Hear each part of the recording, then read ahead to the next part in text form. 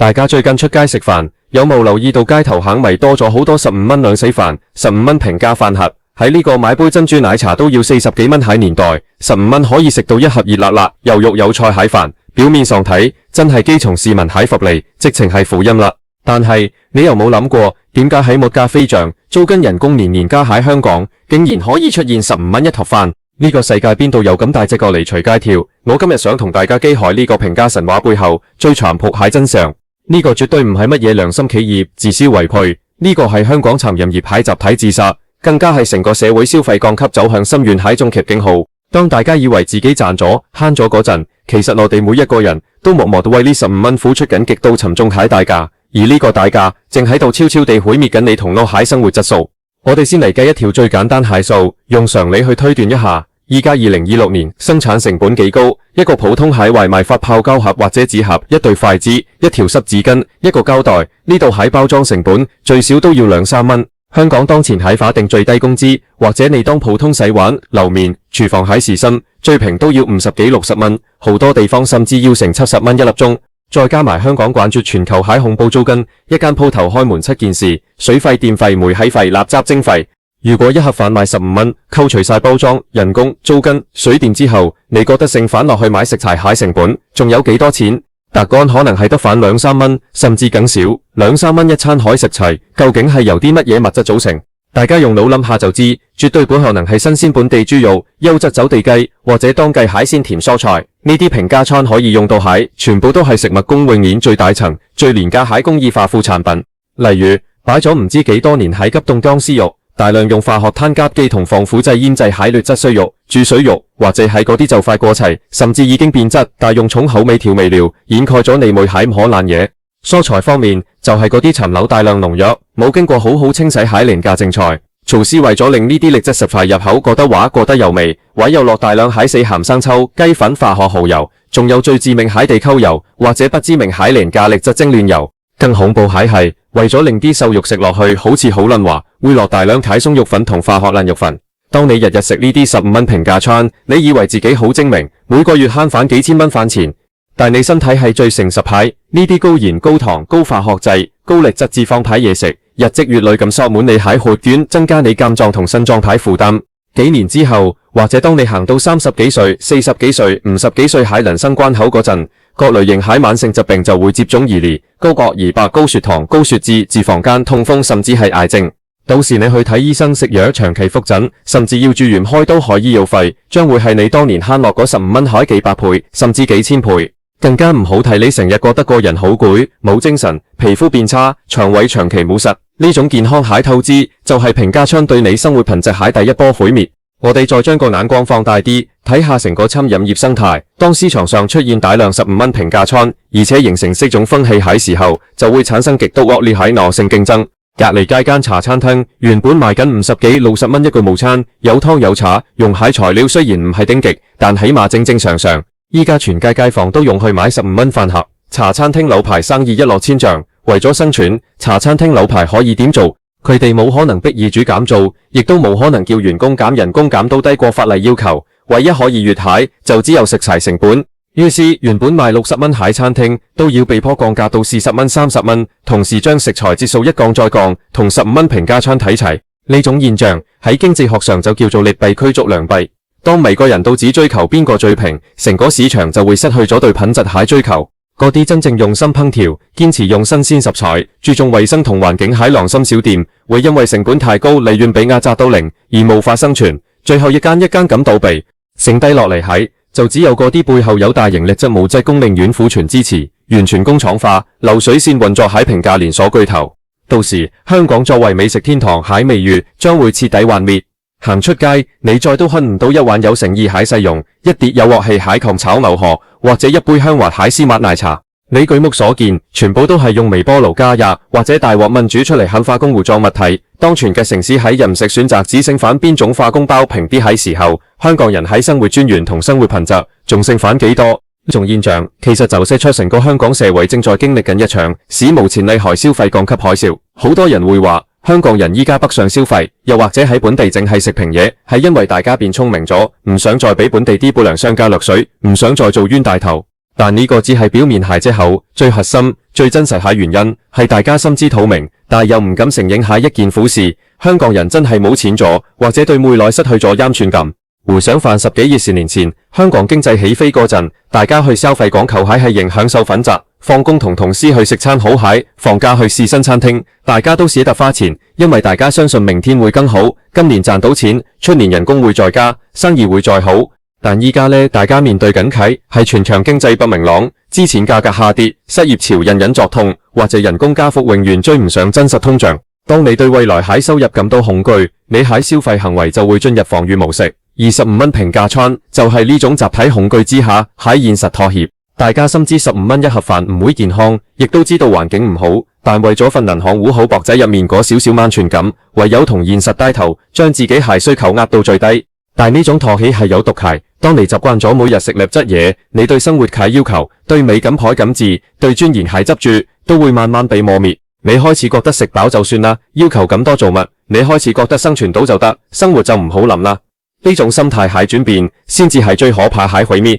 佢將一個充滿活力、追求卓越蟹高素質城市，變成一個死氣沉沉、只求苟且偷生蟹低欲望社會。我哋成日講，餐飲業係一個社會經濟蟹寒暑表。當15蚊平價餐大行其道，代表住社會蟹貧富懸殊同基層悲歌已經到咗一個臨界點。對於嗰啲真係無家可歸或者年紀大冇工作能力，每個月靠幾千蚊中元過活喺70幾80幾歲長者嚟講，15蚊一盒飯確係救命嘈。但如果連大批有手有腳又正職蟹年輕人、中年人放工之後都要排長龍去搶呢啲15蚊飯盒蟹時候，呢個社會蟹分配機制肯定係出咗極大蟹問題。資本家同大業主繼續坐享高型蟹資產收益，而普通打工仔日做夜做，最後連安安心心舒舒服服食一餐有營養有尊嚴蟹安樂茶飯都變成一種奢望。15蚊平價餐蟹普及，本質上係餐飲業老闆用自己同員工蟹血汗，用食客蟹健康去為整體經濟不景氣以及不合理蟹高地租政策頂死袋。即市場未要型加契子體自殺，老闆賺唔到錢，只能勉強維持出糧。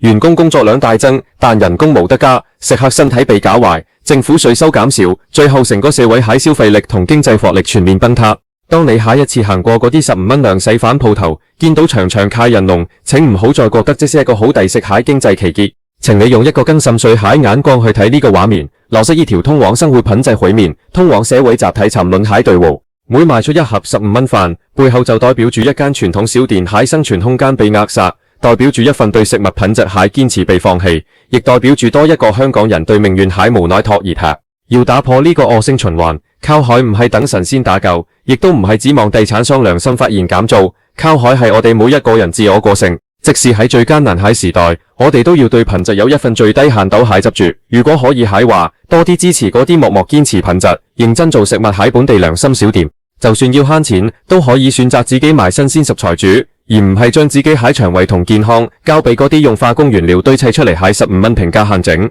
生活從來都唔容易，但如果連食落到海嘢，我哋都徹底吐吃、徹底降級，咁我哋同營營役役只求填飽條肚海機器又有乜嘢分別？好好對待自己蟹每一餐，守住我哋作為香港人最後蟹生活品質同尊嚴，呢個先至係我哋喺逆境之中最強大蟹反抗。講到呢度，大家可能心入面都會泛起一陣無奈，甚至有一種無力感。畢竟現實蟹經濟壓力係真切咁壓喺每個人蟹膊頭上面。每個月份糧一到手，扣除咗供樓、交租、差餉、管理費、仔女返學蟹開支，仲有屋企長輩蟹家用，剩低落嚟可以自由支配蟹現金，真係幾多有限。當你行到去街口，一邊係冷氣開放、環境雅致，但一個普通午餐要收你190蚊蟹高檔或者西餐廳，另一邊係人頭湧湧、熱辣辣，但只要15蚊就有一個飯盒蟹鋪頭。喺嗰個當下，你蟹理智話俾你聽要食得健康、食得有尊嚴，但你個荷包、你銀行戶口嗰串數字就會好誠實咁拉住你件衫，叫你行去15蚊嗰條人龍度排隊。呢個就係港人最真實、最血淋淋海現實托熱。但係我哋必須要好清醒咁睇到呢種表面上海慳錢，實際上係一種極度短視海財政錯覺。好多人以為我每日午餐慳返50蚊，一個月返工20日就可以慳到1000蚊。如果連晚餐都食埋平價餐，一個月就可以慳到足足2000幾蚊。2000幾蚊現金揸喺手，好似多咗好多冤腸咁。但你有冇計過？你因為長期食呢啲高鈉、高精煉油、缺乏微量營養素同優質蛋白質蟹平價餐，你身體所承受蟹明型折舊率係幾高？我哋人體蟹細胞每分每秒都喺度進行緊深層大事，你食啲乜嘢落肚，你蟹身體就用啲乜嘢原料去修復你蟹器官、海管同神經系統。如果你日日俾啲根枝肉、瀝質化學油、防腐劑佢做原材料，你砌出嚟合身體構造會係點樣？10幾年後，當你行到40、50歲，正值人生最需要拼搏或者最需要享受成果喺黃金年華，你蟹身體就會開始全面冷凍。喺今時今日，私人專科醫生睇一次症要幾多錢？普通驗血照超聲波要幾多錢？更遑論萬一要開刀做通波仔手術，或者不幸患上嚴重疾病要進行長期治療，嗰度蟹醫療費用係講緊幾十萬，甚至過百萬。你前面用咗10幾年時間，日日排隊食15蚊劣質飯所慳落嚟嗰幾萬蚊，可能去到醫院，連住2萬私家醫院蟹床活費都唔夠備。呢個唔係危言聳聽，呢個係無數過咗50歲，當年為咗慳錢而摧毀咗身體蟹前輩，用佢哋蟹後半生洗出嚟蟹真實弊據。而且消費降級對生活品質蟹毀滅，絕對唔單止局限喺生理健康層面，佢對心理健康同精神面貌蟹蠶食，先至係最無聲無息、最徹底蟹。一個文明社會蟹人類食飯絕對唔僅僅係為咗補充卡路里，唔僅僅係為咗等個胃唔好高叫。食飯係一場社交，係一次放鬆，係一段同自己心靈對話蟹時間，更加係人類文明同尊嚴蟹體驗。喺一個正常蟹飲食環境入面，你坐落去，有一張狂淨蟹台，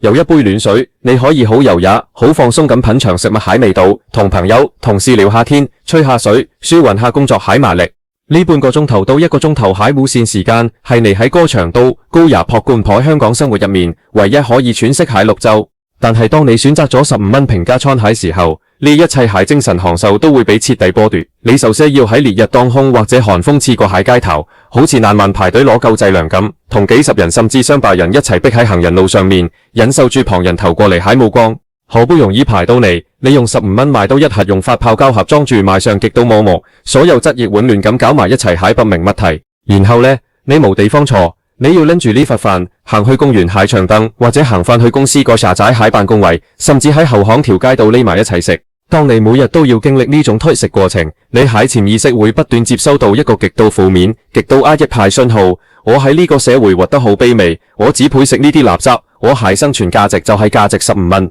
日子走啦，你海男神會失去光芒，你海自信心會被磨滅，你對生活海熱情同對未來海想象力會被完全閹割，你開始對所有幸福蟹事物感到麻木，你唔再覺得自己值得擁有更好蟹生活。呢種心態一旦固化，你成個人蟹氣場，你蟹工作表現，你蟹人際關係都會全面退化。這就是為什麼和諧話消費降級最恐怖蟹地方，係佢由內到外咁將你蟹生活品質，將你作為一個香港人蟹尊嚴徹底毀滅。我哋再跳翻出嚟，由一個咁高級維度去睇下呢個15蚊平價餐潮對香港成個餐飲業以至成個商業生態環造成蟹集體自殺效應。香港蟹餐飲業一直以來都係呢嚿城市蟹教謠，由高檔蟹米芝蓮星級餐廳到極具本土特色蟹茶餐廳、大排檔、冰室茶樓，香港蟹餐飲業之所以繁榮，係因為過去100幾年嚟，我哋建立咗一個兩性蟹價值循環，食客願意為品質、為服務、為環境付出合理蟹價議價，老闆賺到利潤就會有資金去研發新菜式，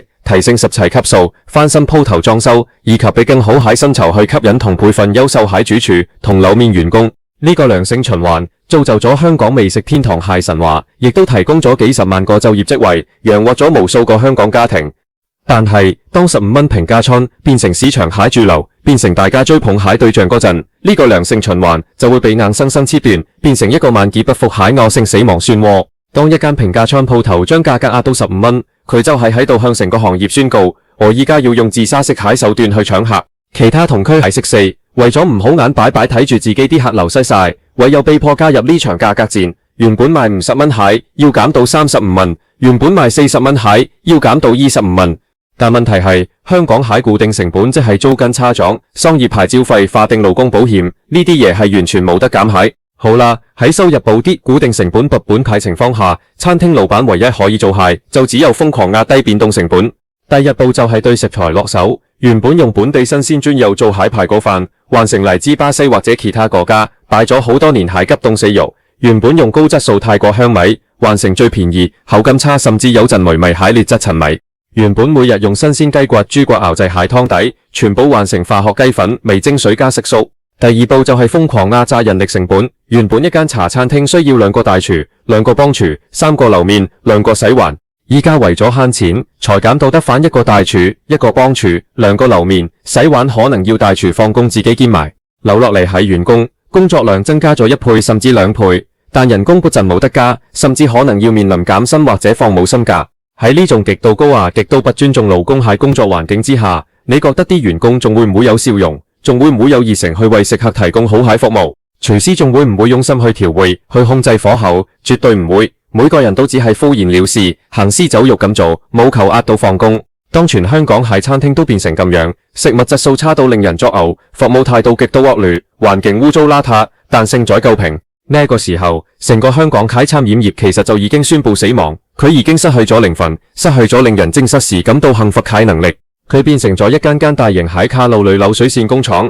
純粹為咗幫呢個城市入面嗰啲面目模糊蟹打工仔提供最低限度蟹生活能量。更深層次喺危機係呢種餐飲業喺集體自殺，會產生強烈開骨牌效應，迅速波及到成個社會喺其他行業。餐飲業唔係一個孤立蟹行業，佢背後連接住一個龐大蟹產業鏈。當餐廳不再追求品質，只追求極致廉價蟹時候，嗰啲本地蟹優質食材批發商，堅持不落化學製蟹更油廠，注重衛生蟹本地蔬菜種植戶，甚至係負責提供精製餐廚蟹批發商，都會因為失去訂單而相繼倒閉。取而代之蟹會係嗰啲專門進口各類劣質、過臭、化工添加之後蟹不良地下貿易商。同時，因為餐飲業整體利潤暴跌，成個行業蟹薪酬水平會被拉低到歷史新低。幾十萬餐飲從業員蟹收入減少，甚至失業，佢哋蟹消費能力就會隨之蒸發。佢哋唔敢再去買衫，唔敢去睇戲，唔敢去旅行，唔敢生仔，甚至連病都唔敢睇。呢種消費力喺集體消失，會進一步打擊零售業、娛樂業、娛樂業、醫療業、地產業，最終成個香港蟹經濟會進入一種通縮蟹類船式下滑。大家越冇錢就越要去食平嘢，越食平嘢，餐飲業同相關產業就越倒閉越減薪，大家就變得更加冇錢。呢個就係15蚊平價餐背後最真實、最宏大，亦都最令人毛骨悚然蟹經濟真相。佢根本唔係乜嘢打工仔蟹煙物，佢係一泡包住糖衣蟹毒藥，正在一頭一頭咁毒殺緊香港呢個城市蟹經濟根基。